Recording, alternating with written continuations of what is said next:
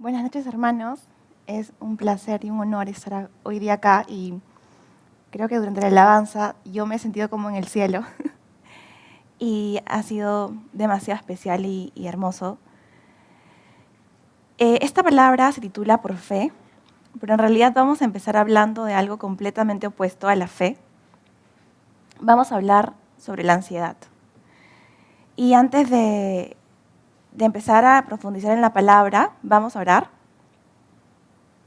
Señor Jesús, te doy gracias por esta noche, por permitirnos estar delante de ti, Señor, aprendiendo algo nuevo sobre ti, sobre tu corazón, Señor, y te queremos pedir, Señor, que puedas transformar nuestros corazones, Señor, y si es que te hemos fallado, Señor, o si es que estamos cayendo en algún pecado de forma recurrente, Señor, tú nos puedes dar la fuerza, Señor, para poder dejar el pecado, Señor, e ir en pos de ti, Jesús. Te pedimos un corazón humilde, Señor, para escucharte y dócil para poder ser tratados y moldeados por ti. En el nombre de Jesús, amén. Bueno, esta palabra ha venido a mi corazón en los últimos meses de vida, de mi vida, porque comencé a hacer una meditación acerca de los 2 últimos años de pandemia que hemos atravesado y creo que la mayoría hemos tenido un cambio de 180 grados, porque cuando empezamos nadie se imaginó que íbamos a estar tanto tiempo encerrados en nuestras casas y nuestra vida iba a cambiar por completo. Y muchos de nosotros nos resistimos a una nueva normalidad. Al menos yo he luchado en contra de una nueva normalidad y he tratado de salir lo más posible de Lima, del Perú, o de buscar un montón de entretenimientos para no atravesar ansiedad. Y la palabra habla en muchos versículos sobre la ansiedad. Voy a nombrar algunos de ellos. En Salmo 119, en el versículo 28, dice: se deshace de mi alma de ansiedad, susténtame según tu palabra. Entonces, en esta porción, el salmista anhela al Señor. Es una ansiedad positiva. Luego, en Proverbios 11:15, dice: con ansiedad será afligido el que sale por fiador de un extraño. Entonces, vemos que si es que nosotros decidimos emprender algún préstamo, vamos a tener ansiedad por pagar ese préstamo. Luego en Ezequiel 12:18 dice: hijo de hombre, come tu pan con temblor y bebe tu agua con estremecimiento y con ansiedad. Entonces nuevamente hay una ansiedad positiva. Y luego dice Mateo 6:25: por tanto os digo, no os afanéis por vuestra vida, qué habéis de comer o qué habéis de beber, ni por vuestro cuerpo, qué habéis de vestir. No es la vida más que el alimento y el cuerpo más que el vestido. Y luego dice nuevamente en Lucas 12:22: no os afanéis por vuestra vida. Y en 1 Pedro 5:7 dice: echando toda vuestra ansiedad sobre Él. Entonces, vemos que la ansiedad es un sentimiento, una emoción que puede ser positiva porque nos puede acercar al Señor. Y también, de alguna forma, la ansiedad nos ayuda a tener un estado de urgencia o de alerta frente a cualquier reacción que tengamos o decisión que tenemos que tomar frente a algún hecho.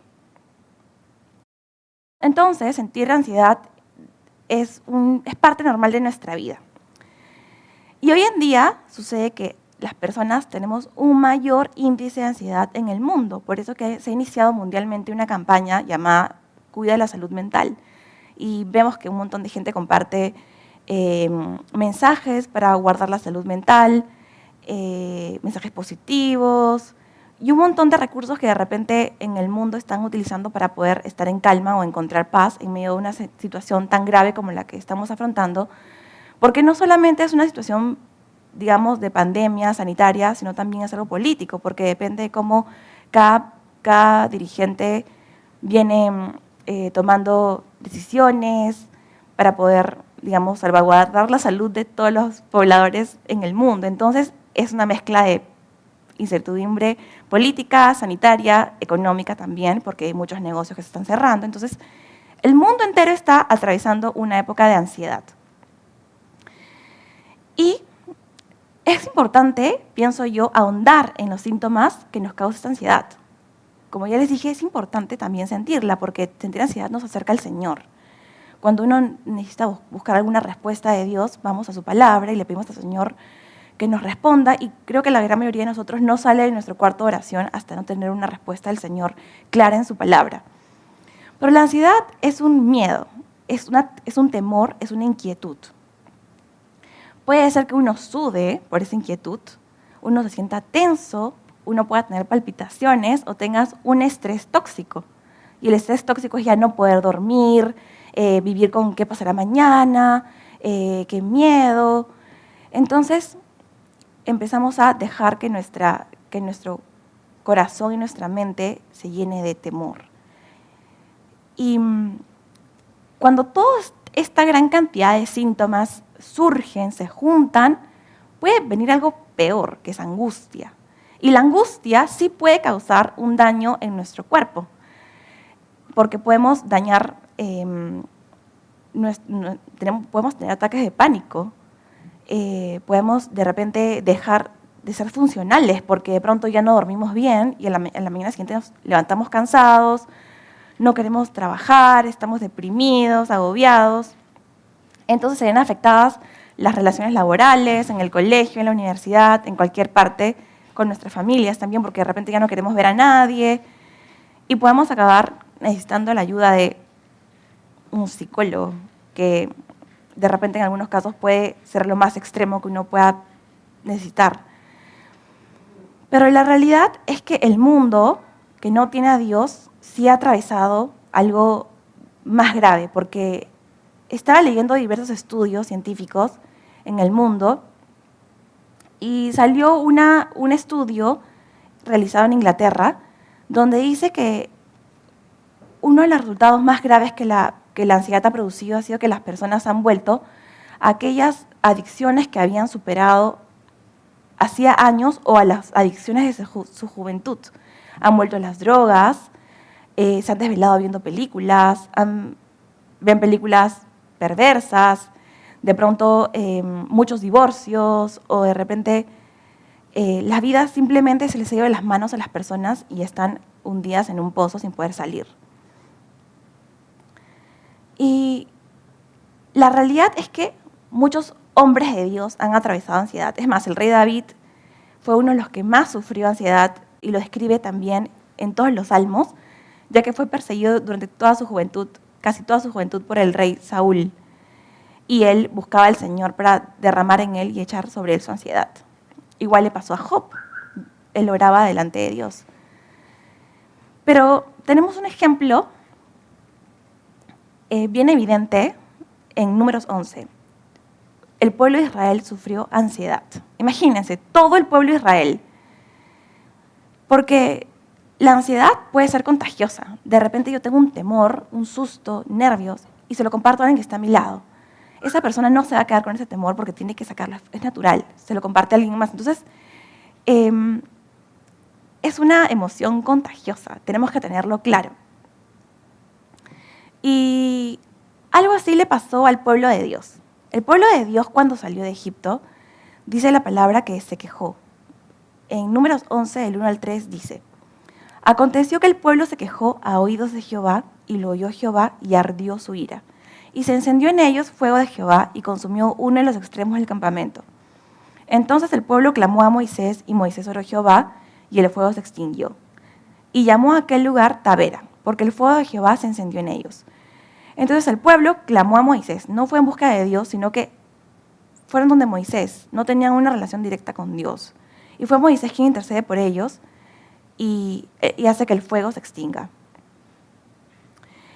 Y es curioso porque este es el inicio de toda una serie de descripciones de qué sucede con este pueblo.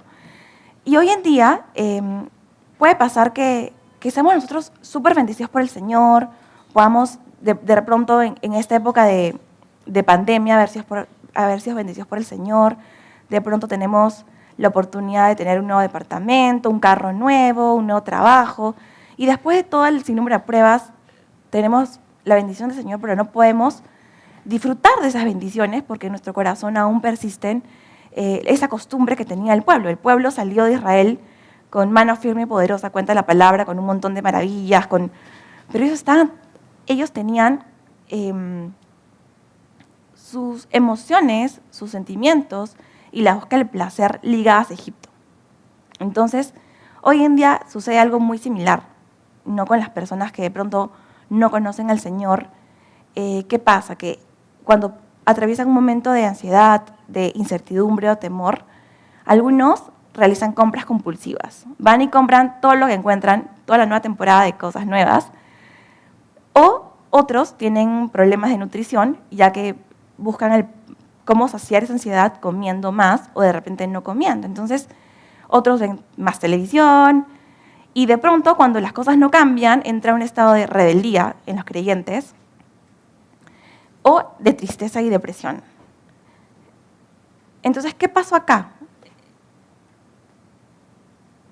¿Cómo puede ser que una nación tan bendecida pueda quejarse? Este pueblo había salido de una esclavitud donde habían sido golpeados, marginados, tenían que construir cargando un montón de ladrillos. Dios había hecho muchísimo por ellos, pero ellos aún así murmuraron en contra de Dios. Claro que las circunstancias de ellos que los había dejado con traumas, ¿no? Pienso quizás por eso, es que para ellos quejarse era parte de la costumbre. Pero Dios no quiere que nos hagamos costumbre de nada. Y en ocasiones sucede eso, que cuando nosotros ya hemos sido liberados de la esclavitud del mundo, antes de haber sido creyentes, de pronto otra vez caemos en depresión, u otra vez caemos en tristeza, u otra vez volvemos a lo mismo, porque vienen a ser pequeños paliativos de placer que nos ayudan a superar esos momentos de angustia o ansiedad. Y el Señor no quiere eso, porque eso fue lo que el pueblo sintió inmediatamente. El Señor se llenó de ira. Pero sucede algo más grave, porque en el versículo 4 dice, y la gente extranjera que se mezcló con ellos tuvo un vivo deseo. Y los hijos de Israel también volvieron a llorar y dijeron, ¿quién nos diera a comer carne? Nos acordamos del pescado que comíamos en Egipto de balde, de los pepinos, los melones, los puerros, las cebollas y los ajos. Y ahora nuestra alma se seca, pues nada sino este maná ven nuestros ojos. Y es curioso porque no fueron ellos ya habían superado la primera parte con Moisés. Ya Moisés les había dicho, había intercedido por ellos y el Señor había extendido el fuego. Esta vez era la gente extranjera que estaba en medio de ellos. Entonces, ¿qué hizo el Señor? El Señor nuevamente los escucha, nuevamente sale en favor de ellos y nuevamente dice que Moisés intercede y el Señor toma control de ello y les responde. Pero esto es muy interesante porque esos extranjeros también pueden hablarnos acerca de una mezcla espiritual. No todos tenían una genuina relación con Dios. Y eso también sucede hoy en día con el Señor. La palabra en hebreo, tuvieron un vivo deseo, significa tava. Y quiere decir que es un fuerte deseo de algo placentero, que también puede ser pecaminoso, pero es algo que está adherido a nuestro sistema, el sistema de lo que saboreamos. Entonces, Israel tenía que rendirse, tenía que rendir esta ansiedad tan intensa, porque el Señor no iba a poder cumplir sobre ellos ninguna promesa porque aún seguían siendo esclavos de sus propios placeres. Y el Señor nos llama nuevamente a echar nuestra ansiedad sobre Él. Ellos clamaron, ¿quién nos diera a comer carne? Y esta es una pregunta rara de hacer, porque ellos tenían un Dios en el cielo que cumple cada necesidad. Entonces, ¿por qué anhelar que alguien les dé de comer carne? ¿Quién era ese alguien? Ellos ya habían empezado a buscar otro proveedor que no fuera el Señor. Y sucede lo mismo, cuando nosotros pasamos una ansiedad, en vez de buscar la ayuda del Señor, de pronto buscamos en otro lado, o de pronto nos quejamos con la persona que está al lado nuestro y hablamos de otros, o hablamos de lo que simplemente no nos gusta o nos incomoda. Y la verdad es que también eran ociosos, porque Israel pudo haberse proveído carne por ellos mismos, no pudieron haber salido a cazar cualquier animal que pudieron haber encontrado en el desierto. Ellos tenían rebaños y podían haber sido sacrificados para comer carne, pero ellos no querían nada de eso, ellos no querían esforzarse, ellos solamente querían quejarse.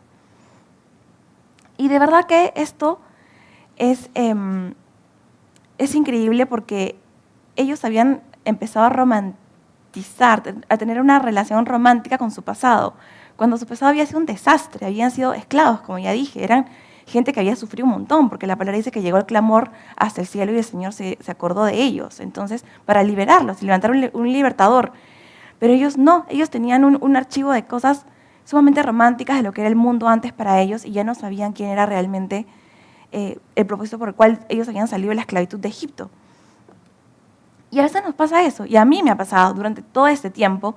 He imaginado cómo era el pasado antes de esa nueva normalidad y quiero volver a ese pasado. Y de pronto sucede que el Señor decide, bueno, voy a enviarles maná y voy a leerlo. No lo puse en mi computadora por ahorrar un poquito de tiempo, pero lo voy a leer. En Números 11:6 dice, ellos se quejaron y dijeron, y ahora nuestra alma se seca, pues nada sino este maná ven nuestros ojos. Y era el maná como semilla de culantro y su color como olor de bedelio. Y dice, el pueblo se esparcía y lo recogía y lo molía en molinos, o lo majaba en morteros y lo cocía en caldera, o hacía de él tortas, y su sabor era como sabor de aceite nuevo. Entonces el Señor había creado un alimento completamente especial y nuevo para ellos. Había pensado en cómo poder cambiar sus papilas gustativas y quitarles la costumbre de querer anhelar las cosas de Egipto. Y justo esta semana tuve una cita con una nutricionista y esa nutricionista me explicó sobre cómo comer con conciencia y me habló sobre que cuando uno pasa tiempos de hambre, de no comer grasa o no comer nada o de ayuno intermitente, al día siguiente nuestro cuerpo está preparado para querer anhelar comer o querer comer grasa. Y el Señor les había preparado un maná que tenía sabor a aceite nuevo, o sea, grasita, para satisfacer la necesidad del hambre después de un periodo largo sin comer. Y es increíble porque el Señor pensó hasta en eso, hasta en ese detalle. Pero para ellos no era lo suficientemente emocionante. Es decir, qué aburrido comer todos los días. Ellos no se dan cuenta que el Señor tenía que limpiarlos, tenía que desacostumbrarlos de la comida o de las vidas o de las vivencias que habían tenido antes de ser cristianos o antes de ser liberados del pueblo de Egipto. Pero ellos dijeron inmediatamente después, nuestra alma se seca. O sea, ellos decían, esto no es suficientemente bueno. Y realmente están exagerando el presente. Y eso es lo que hace la ansiedad, hace que nosotros exageremos nuestro presente, que no podamos disfrutar. Y la verdad es que Dios no los iba a desechar en el desierto, no los iba a dejar abandonados. Dios iba a proveer cada necesidad, incluso sus deseos, porque en este momento el Señor sabía que lo que su cuerpo necesitaba y era una excelente provisión. Pero ellos nunca estaban satisfechos. Ellos no estaban contentos con eso, ellos querían comer más.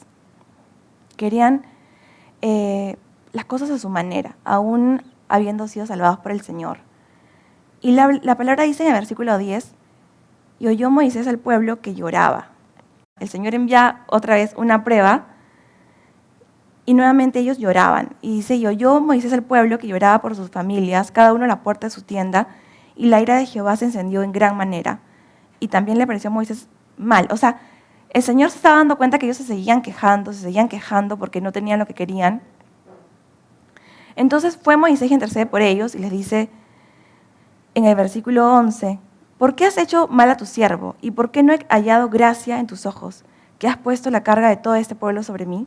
Concebí a todo este pueblo, lo engendré yo para que me digas, llévate en tu seno, como lleva la que cría el que mama, a la tierra a la cual juraste a sus padres.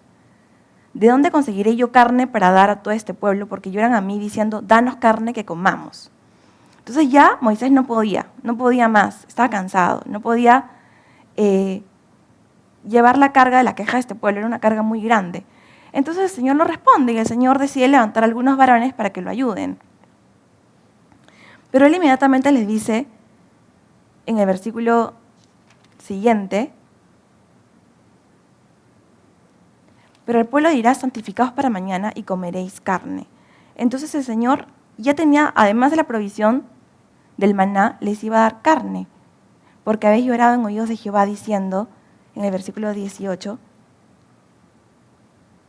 ¿quién nos diera a comer carne? Ciertamente mejor nos iba en Egipto. Jehová pues os dará carne y comeréis.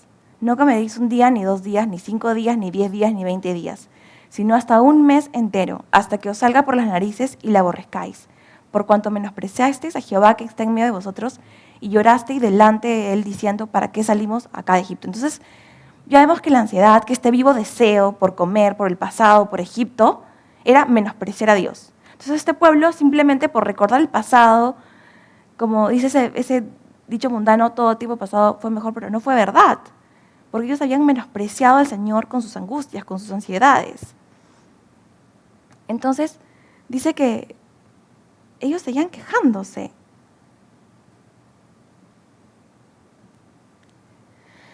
Y luego dice en el versículo 23, entonces Jehová respondió a Moisés, ¿acaso se ha cortado la mano de Jehová? Ahora verás si se cumple mi palabra o no. Y Dios decide enviarles un viento lleno de codornices que las dejó sobre el campamento. Y dice que todo el campamento y todos los alrededores estaban llenos de codornices. Entonces el pueblo estuvo levantado todo aquel día y toda la noche, y todo el día siguiente recogieron codornices. El que menos recogió 10 montones, y las tendieron para sí a lo largo alrededor del campamento. Pero dice la palabra, aún estaba la carne entre los dientes de ellos, antes que fuese masticada, cuando la ira de Jehová se encendió en el pueblo, e hirió Jehová al pueblo con una plaga muy grande, y llamó el nombre de aquel lugar Kibrot Hataba, por cuanto allí sepultaron al pueblo codicioso. Entonces, realmente, ellos necesitaban sentir ese placer de la carne, porque ya no era suficiente todo lo que Dios había hecho por ellos, no era suficiente todos los milagros. Ellos necesitaban que su sentido, que su carne fuese complacida. Y ya sabía el Señor que ese pueblo simplemente no le iba a servir. Entonces tuvo que mandar un fuego ardiente y este pueblo, fue consumido. Fue una plaga muy grande que se extendió en todo el pueblo. Y ese lugar fue el sepulcro de los codiciosos. Y en ocasiones nos ha pasado a todos nosotros, que estamos llenos de deseos, llenos de anhelos, llenos de sentimientos, que en realidad no están mal, porque las personas sabemos vivir con metas y objetivos y estrategias para llegar a esos metas y esos objetivos, porque pueden ser a corto, a largo plazo. Pero este pueblo quería las cosas ya. Y no podían y no querían dejarse acostumbrar a lo que el Señor quería para ellos, porque tenía que reeducar sus mentes, limpiar todo lo que habían vivido en Egipto, todas las experiencias. Y ellos no, ellos insistían en querer lo que ellos querían. Y en otras partes el Señor describe por qué sucede esto. En el Salmo 78 dice, e hizo llover sobre ellos carne como polvo, como arena del mar, aves que vuelan. Las hizo caer en medio del campamento, alrededor de sus tiendas. Comieron y se saciaron. Les cumplió pues su deseo. Pero no habían quitado de sí su anhelo. O sea, en sus corazones persistía ese anhelo por querer más. Ya, es como si Dios fuese su genio que les cumplía los deseos. Aún estaba la comida en su boca cuando vino sobre ellos el furor de Dios e hizo morir a los más robustos de ellos y derribó a los escogidos de Israel. Entonces, ellos vivían aún con sus anhelos y no había nada que pudiera saciarlos. Y en el Salmo 106 dice lo mismo. Bien pronto olvidaron sus obras, no esperaron su consejo, se entregaron a un deseo desordenado en el desierto y tentaron a Dios en la soledad. Porque él escuchó lo que ellos hablaban en el campamento y cómo cada uno se animaba y lloraban por sus familias. O sea, era una tragedia. No me imagino lo desastroso que pudo haber sido contagiarse de ansiedad entre ellos, contagiarse de temor, de incertidumbre. Ellos estaban acostumbrados a ser azotados, a ser esclavizados. No querían enfrentarse a lo nuevo, entonces preferían vivir amoldados a sus placeres del pasado, pero aunque los golpearan con 1000 látigos, porque ellos sufrían. Y Él les dio lo que pidieron, mas envió mortandad sobre ellos. Entonces, qué loco, porque la ansiedad, cuando no es controlada, cuando nos dejamos manejar, al final vamos a ir tras nuestros deseos que están vivos aún, y el Señor lamentablemente la consecuencia va a ser la muerte de nuestra vida espiritual. Porque dice, y Él les dio lo que pidieron, mas envió mortandad sobre ellos, porque ya no tenemos nosotros una vida disciplinada o una vida con límites que nos pueda decir ya no. Y es curioso porque en ocasiones, cuando yo converso con mis alumnos y a veces ellos no quieren prestar atención o ellos no quieren entender algún tema nuevo que les estoy enseñando, yo les digo, bueno, en realidad yo no puedo hacer que ustedes aprendan, porque son ustedes los que tienen que tomar la decisión de querer aprender. El aprendizaje es un montón de información, pero depende de ti querer aprenderla. Entonces, ellos habían vivido la mejor experiencia de sus vidas. Creo que cualquier maestro quisiera utilizar no solamente una pantalla con letras, sino también experiencias como fuego, agua, para que los niños tengan el mejor proceso cognitivo, porque están tocando con todas las experiencias del cuerpo, pero ellos ni con eso se convirtieron. Entonces, es mejor negarnos a los deseos que tenemos para empezar a entender el plan de Dios para nuestras vidas, porque el plan de Dios definitivamente es bueno, porque el Señor en su palabra nos recuerda que sus pensamientos son de bien y no de mal. Entonces tenemos que entender que nuestro Dios espera y quiere lo mejor para ti y quiere lo mejor para mí. Pero necesitamos esta temporada de disciplina para limpiar, para detectar cualquier ansiedad. Al menos yo estoy detectando muchas cosas en mi vida que antes no me daba cuenta. Este lugar, Kibrot Hatava, significa la tumba del deseo. Entonces, ¿cuántos de nosotros hemos atravesado esta temporada del desierto con muchos deseos, con anhelo esto, quiero lo otro, quiero volver atrás? Pero ya no vamos a volver atrás, ya no va a haber ese volver atrás.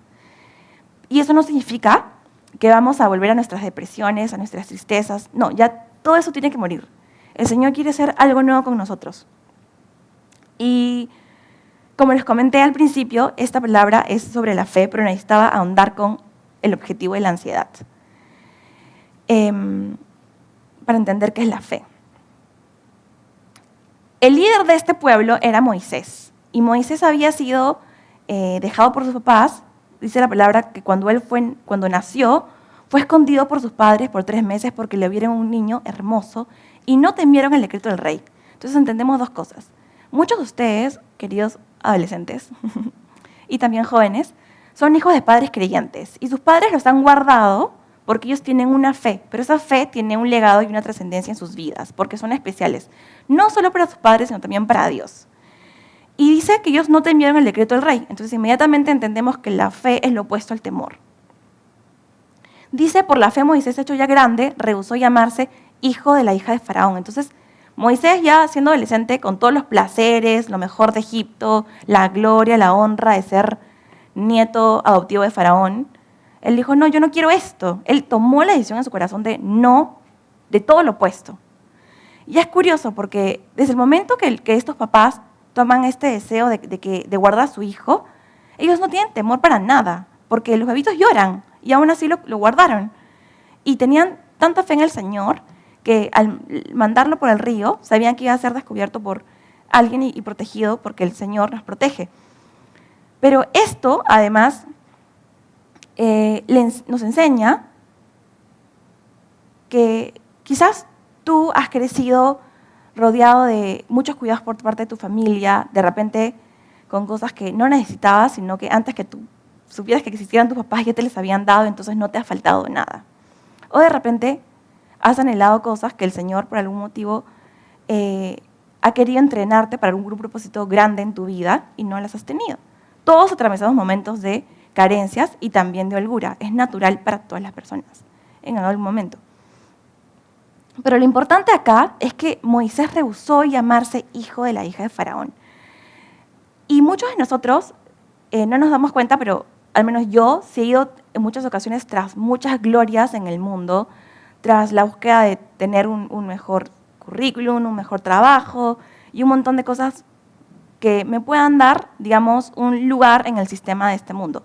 Pero él dice que rehúsa llamarse hijo de la hija de Faraón. Entonces él ya había empezado, se había dado cuenta que la fe no tenía nada que ver con ser, digamos, reconocido por el mundo.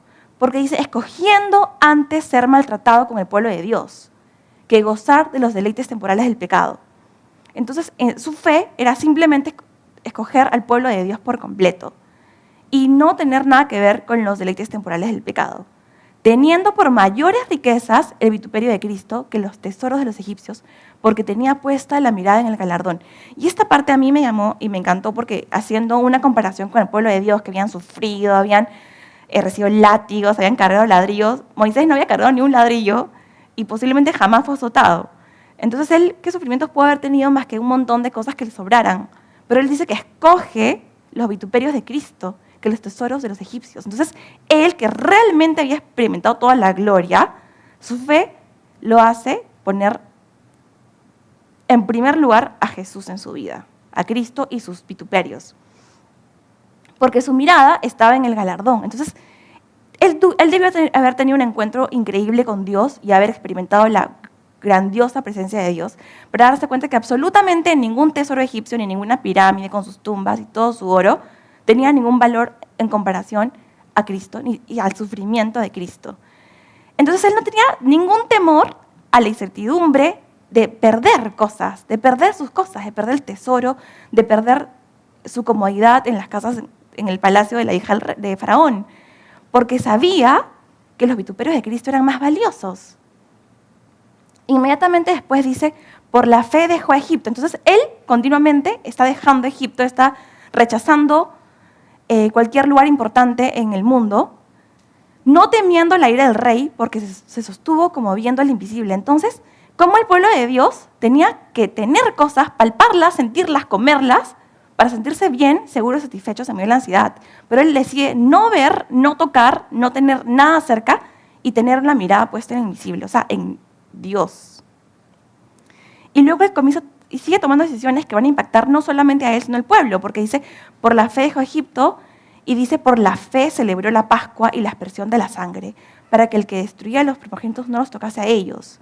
Por la fe pasaron el mar rojo como por tierra seca, e intentando los egipcios hacer lo mismo, fueron ahogados. Y es increíble, pero él empieza a tomar un montón de decisiones desde su juventud, y era dejar Egipto, rechazar ser llamado hijo de la hija de Faraón, rechazar los tesoros, darse cuenta de que eran muchísimo más valiosos los sufrimientos de Cristo. Y yo no sé, pero yo sí me he puesto en una balanza y me estoy dando cuenta que qué increíble. Yo quiero eso. Yo quiero eso porque yo no quiero tener ansiedad en mi vida. Yo no quiero tener ningún temor a perder nada. Quiero más bien tener el gozo que tenía Jesús cuando iba a la cruz, porque dice que él tenía gozo cuando él estaba yendo a la cruz. Y eso a mí me parece, y eso es lo que yo anhelo con todo mi corazón. Él dice, por el gozo puesto delante de él, sufrió la cruz, menospreciando el oprobio, y se sentó a la diestra del trono de Dios. Y a diferencia del pueblo de Egipto que fue tras de ellos tenían valentía, pero no tenían fe. Y nosotros tenemos y comprendemos que la fe está firmada como un ancla firme o una casa sobre una roca.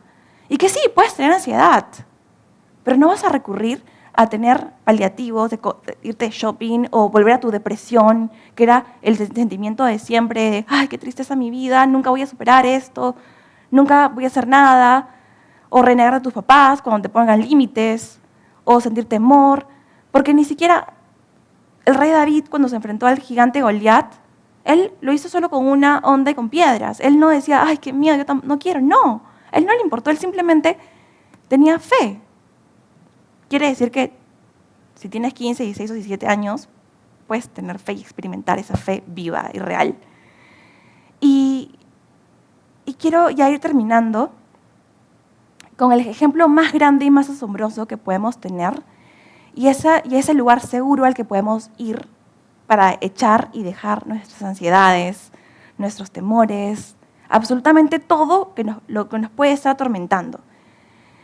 Porque yo he atravesado momentos horribles de desconfianza durante esta etapa de pandemia. Pero me quedé meditando muchísimo en la pregunta en quién confiar. Y yo le hacía a Dios la pregunta, ¿cómo puedo confiar en ti si yo no te veo? O sea, yo sé que yo he crecido escuchando versículos bíblicos toda mi vida, he tratado de ser responsable contigo, pero ¿cómo puedo tener esa confianza que tú quieres que yo tenga en ti? ¿Cómo puedo hacerlo? ¿Cómo puedo confiar verdaderamente en mis ansiedades, mis temores y dejar mis deseos delante de ti y hacer que mueran para que puedan ser resucitados en ti, como dice tu palabra? Y ese ejemplo, y el ejemplo y la respuesta a todas mis preguntas, se hallan en Jesús. Porque yo sé que has escuchado muchas veces en tu vida que Jesús fue a la cruz. Pero Jesús dice que fue traicionado, fue abofeteado, fue escupido, menospreciado, avergonzado, para que tú no sientas temor al fracaso. Entonces, esos pensamientos que pueden venir a tu cabeza de que estás fallando, no eres lo suficientemente bueno, es un fracaso, pero Jesús ya fue traicionado, ya fue abofeteado, ya fue escupido, ya fracasó para el mundo. Entonces, podemos llevar nuestros sentimientos de fracaso a la cruz y cambiarlos por su amor y por su paz. Él quiere que eches de ti para siempre las emociones de frustración. Él sabía que le esperaba una muerte atroz, pero le pusieron una corona de espinas y lo avergonzaron. Y quizás tú sientas que no das la talla y que en el mundo no eres lo suficientemente bueno o no eres el mejor para el mundo, pero a él ya le pusieron la corona de espinas para que tú no lleves ese pensamiento de que no des la talla. Porque ya eres un hijo de Dios, eres mejor que toda la gente del mundo. Y él ya llevó la vergüenza de cargar una cruz hacia un monte o un calvario, para que tú ya no sientas vergüenza delante de nadie, mucho menos de predicar su palabra. Y cuando le pusieron esa corona de espinas, le dijeron, salve Rey de los judíos, para que tú ya nunca más tengas temor del que dirá de la gente, porque él ya llevó ese temor del que dirán a la cruz. Ya, échalo de ti. ¿Qué importa el que dirán? ¿Qué importa lo que pierdes? Él ya lo llevó todo en la cruz. Échalo de ti y vive. Él pudo alejarse. Él pudo decir, ¿sabes qué? Ya no quiero sufrir, ya no, esto me duele mucho, ya no quiero ser avergonzado. Pero ¿sabes qué? No lo hizo. Él se aferró a la cruz. Él dijo, yo te amo y voy a ir hasta el final porque quiero demostrarte que sí, tu mamá, tu papá te van a fallar. Pero yo no te voy a fallar. Y yo voy a abrazar esa cruz y te voy a probar que te amo. Porque el perfecto amor de Jesús echa fuera todo el temor para que tú nunca más vivas inseguro de nada, sino seguro y afirmado en su amor. Y para que tengas la vida en abundancia que Él quiere y que nunca más tengas depresión ni tristeza de que nada te falta. Porque en Él tienes todo. Él quiere que soltemos las ataduras que nos atan al pasado y que nunca más vivamos pensando que el pasado fue mejor. Porque es mentira, es un engaño del diablo que te está diciendo, extraña esto era mejor. Es mentira, eso no es verdad. Lo mejor es Jesús y está adelante.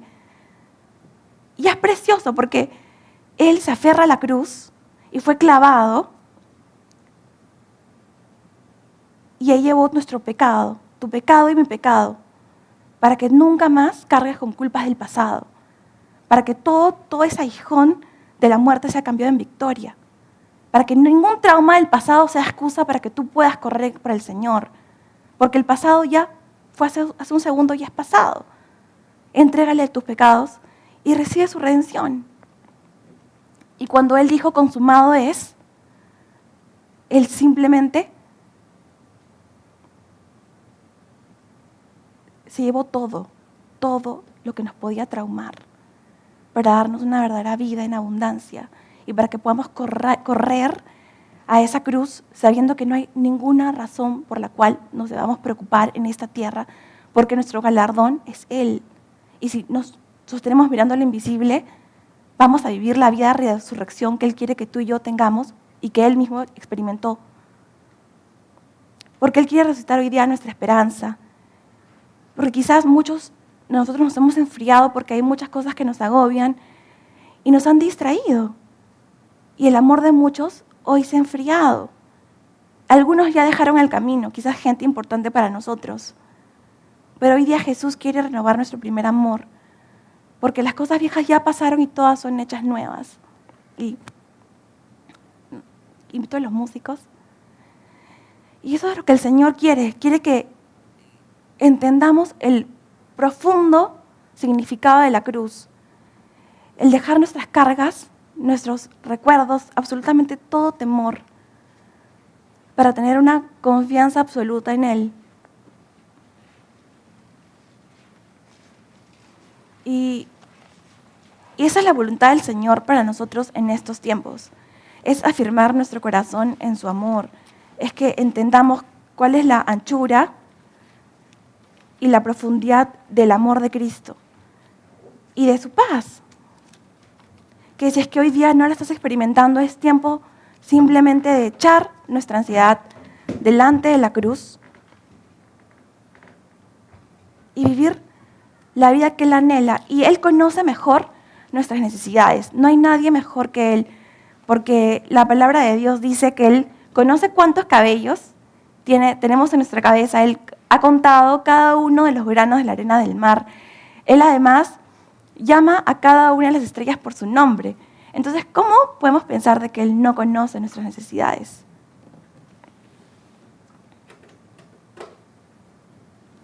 Señor Jesús, y a medida que cantamos esta canción, te queremos pedir, Señor, que tú puedas cambiar nuestro corazón, Señor, puedas cambiar nuestra mente, que podamos entender cuál es tu plan, Señor, para estos tiempos en nuestras vidas, Señor, y es que podamos tener un corazón completamente confiado en ti, Señor, una mente completamente sometida a tus pensamientos, Señor Jesús, confiando en que tú tienes pensamientos de paz, de bien, y darte gracias, Señor Jesús, por lo que ya has iniciado en nuestras vidas, Señor, y queremos someternos, Señor Jesús, a lo que tú quieres hacer en nosotros, Señor, pero te pedimos que nos uses, Señor.